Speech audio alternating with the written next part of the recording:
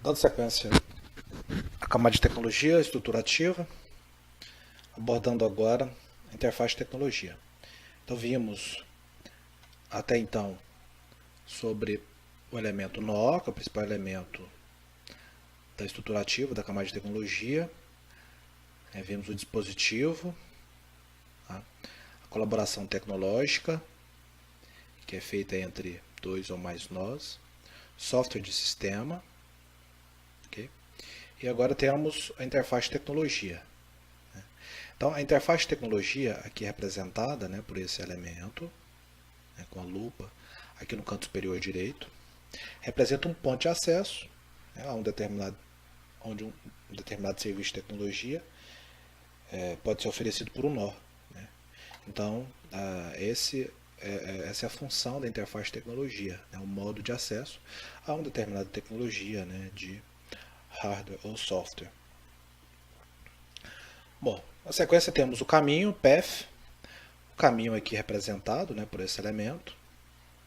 Representa então um link de dois ou mais nós, através do qual esses nós podem trocar dados ou materiais.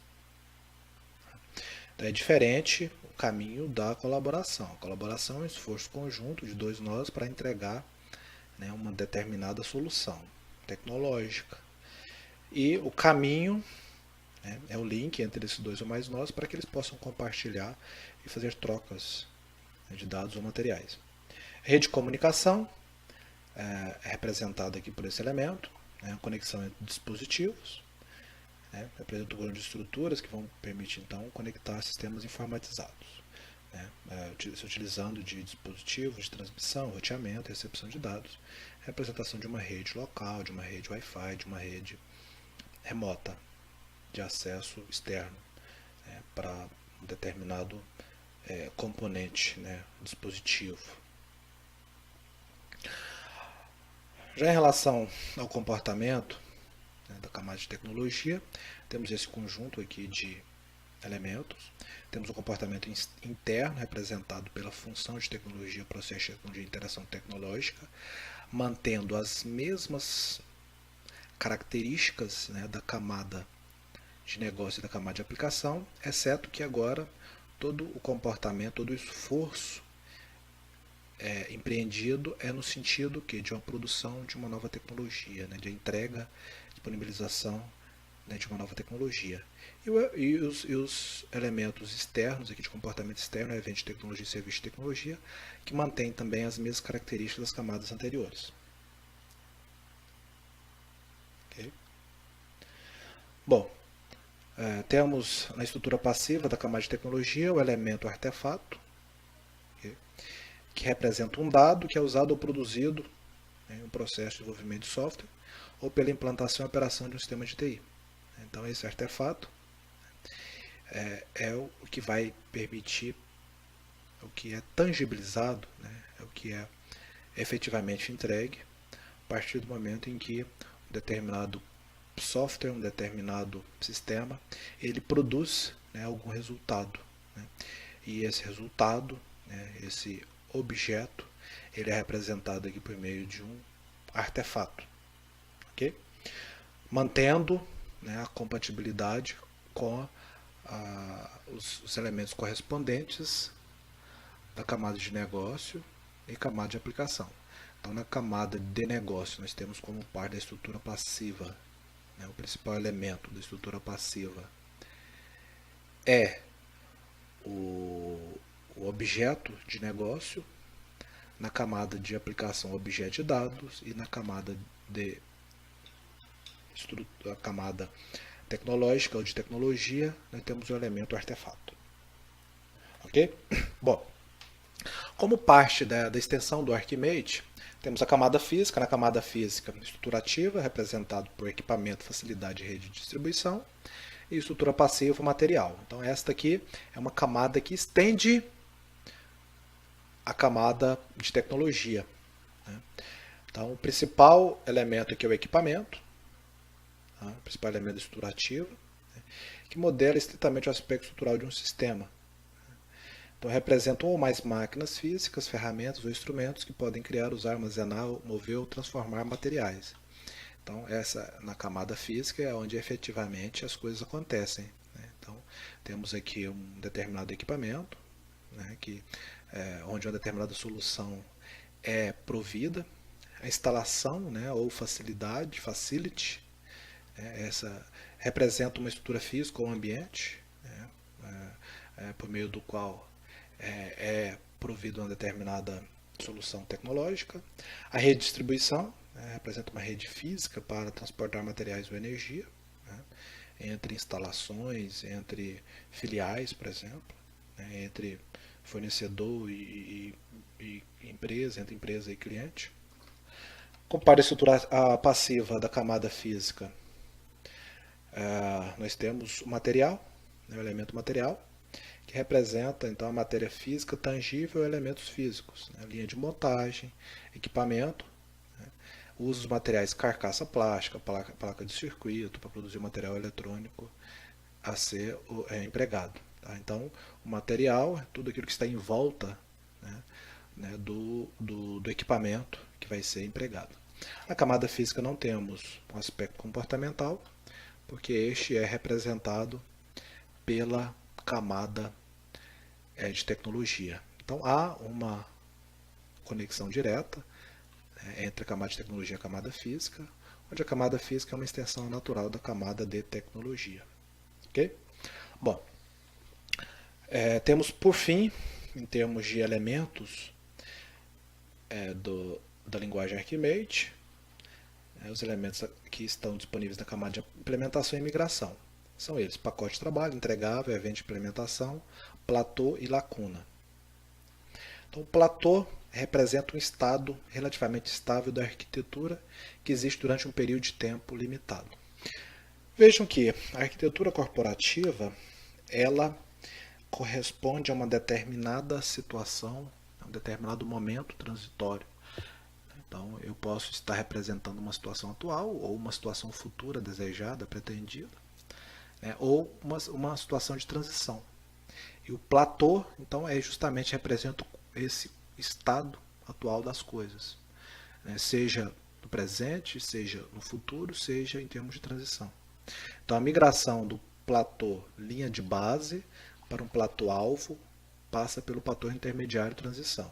Então, a minha situação atual, de momento, representada pela arquitetura corporativa, né, corrente.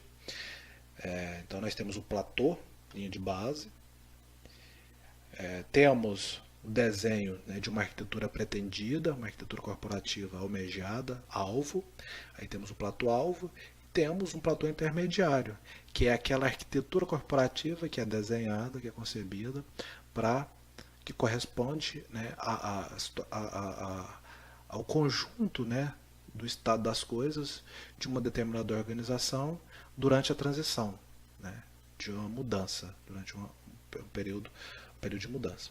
A lacuna ou gap representa a declaração de lacuna entre dois platôs. Então, exemplo, a lacuna conhecimento sobre como endereçar as necessidades dos clientes mostra o hiato entre, né, o platô linha de base e o planejamento estratégico completo. Então, qual que é a lacuna? Qual é o elemento que está faltando? Qual que é a condição necessária? Então, o conhecimento sobre como endereçar a necessidade do cliente. Essa é algo que, né, que está presente, né, deve estar presente no momento em que você estiver fazendo essa transição, né, da linha de base para um planejamento estratégico completo. Okay? Pacote de trabalho, o Work Package, então, representa uma série de ações, né, que devem ser identificadas e projetadas para alcançar um resultado específico dentro do tempo especificado e restrições de recursos. Então, o pacote de trabalho, veja que nós estamos discutindo aqui a camada de implementação e migração. Tá? Então, nesse sentido, deve-se tomar o devido cuidado, né, para descrever, né, o conjunto, né, de ações, né, que devem ser executadas como parte desse pacote de trabalho. O entregável, deliverable, representa o resultado precisamente definido de um pacote de trabalho. Então, como exemplo, temos que o entregável escopo do projeto é acessado pelo pacote Trabalho, Arquitetura e Planejamento, que vai resultar num plano de negócio, numa arquitetura de iniciação do projeto e roteiro. Tá? Então, entregável é aquilo que efetivamente representa o resultado, né, de um esforço, de um conjunto de esforços, né, para efeito de implementação. E temos também um evento de implementação, né, que é o elemento de comportamento que denota uma alteração de estado relacionada à implementação ou migração, né, de uma arquitetura. Então, o evento projeto aprovado dispara o pacote de trabalho, arquitetura e planejamento. Então, estamos falando aqui em nível macro, estamos falando aqui em nível de implementação, né, e migração, ok? Bom, então com isso a gente fecha o conjunto de elementos que correspondem às camadas da linguagem Archimate. Então abordamos elementos da camada de negócio, camada de aplicação, camada de tecnologia e camada física. Antes disso, abordamos a camada de estratégia e, por fim, discorremos sobre a camada de implementação e migração. Também abordamos nesse conjunto de camadas os aspectos, né, da estrutura ativa, estrutura passiva e de comportamento interno e externo. Bom, agora vamos abordar os elementos de relacionamento, tá? Brevemente, para que todos possam se familiarizar com essa anotação. O objetivo destas aulas é familiarização, né? Facilitar essa familiarização com os elementos e com o conjunto de relacionamentos, tá? Para que depois possamos abordar alguns exemplos práticos. Então, os relacionamentos, né, na linguagem Archimate, ela define um conjunto básico de relacionamentos genéricos. Eles estão aqui categorizados. Então, nós temos relacionamentos estruturais, relacionamentos de dependência dinâmicos e outros relacionamentos. Os relacionamentos estruturais, eles permitem modelar a construção estática ou composição de conceito do mesmo tipo ou diferente tipo. Então, os relacionamentos estruturais são aqueles que vão ser construídos, que vão permitir a conexão, né, dos elementos, né, por meio, né, de uma ligação, de uma conexão tipicamente estática. Né. Os relacionamentos de dependência, quando há alguma relação, né, onde um elemento deve ser executado com base em outro, né, uma relação de dependência explícita. Né. Então, é uma forma de você modelar a relação dos elementos usados para suportar outros elementos. Então, existe de forma inequívoca uma relação entre um e outro elemento. Havendo essa relação de dependência, nesse caso é onde se aplica, né, onde se utiliza e emprega esse tipo de relacionamento. Os relacionamentos estruturais são aqueles através dos quais não existe uma dependência entre os elementos, mas sim algum tipo, né, algum tipo de relação, né, em termos de fornecimento de alguma funcionalidade, de alguma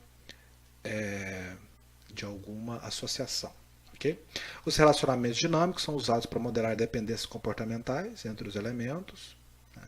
Então é a visão dinâmica em detrimento da visão estática que havemos de ter nos relacionamentos estruturais, e outros relacionamentos, né, como especialização. Os elementos estruturais estão aqui representados, né, inicialmente pela composição e agregação. Né. São os relacionamentos, então, que representam a coerência estática dentro de uma arquitetura. Tá? Temos, então, o conceito de composição, né, que indica que um elemento consiste de um ou mais conceitos. Então, a composição representada por esse relacionamento é uma forma de eu vincular, né, um conjunto de elementos parte a um todo. E esse todo ele vai existir se e somente se aquele conjunto de elementos internos existirem. Então, sempre é permitido entre duas instâncias do mesmo tipo de elemento. Então, veja que essa é uma situação restritiva. Né? A agregação indica que um elemento agrupa uma série de outros conceitos. Né? Sempre é permitido entre duas instâncias do mesmo tipo de elemento. Há uma proximidade entre esses dois relacionamentos. Né? É um relacionamento todo-parte. Então, eu tenho um conjunto de partes que compõem um todo. Na agregação, eu vou, então, juntando essas partes, né, é um carro com as suas partes, né, motor, funilaria, então você tem as rodas, então você tem todo o sistema de engrenagem, enfim. Então você vai agregando essas partes e ao final você forma um todo. Já a composição ela tem a mesma condição de existência da agregação, exceto que na composição ela só vai existir desde que obrigatoriamente todo aquele conjunto de elementos também exista. Tá? Temos uma outra forma de relacionamento, que é a atribuição, que é representado por esse símbolo, né, que expressa a alocação de responsabilidade, desempenho de comportamento ou execução. Então, quando temos esse tipo, né, de associação com alocação de responsabilidade, né, de um elemento com relação ao outro, né, por exemplo, relacionando elementos estruturais ativos com unidades de comportamento que são executadas por eles. Então, se eu tenho um elemento ativo, tá, exemplo de um ator de negócio e temos uma unidade de comportamento, né, um serviço, então este é uma forma de relacionamento que poderá ocorrer entre esses dois tipos de elementos. Tá?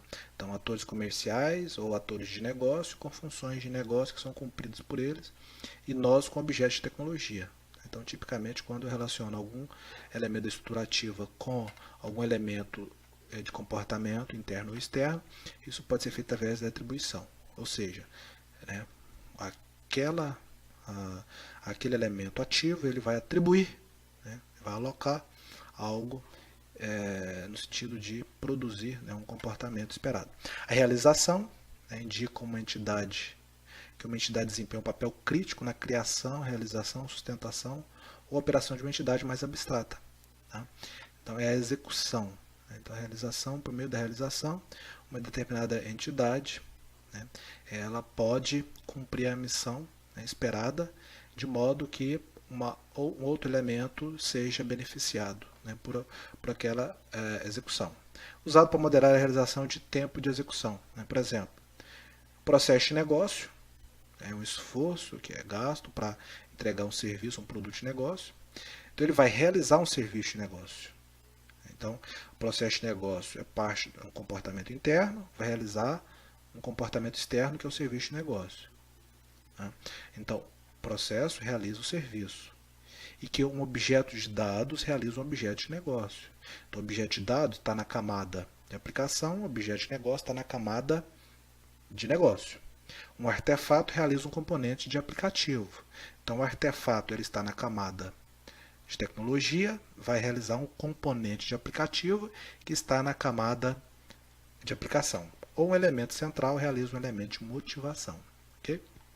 Bom, então em relação aos relacionamentos estruturais, né, sobre os elementos estruturais, temos aqui, né, exemplos simples, né, de utilização de cada um deles.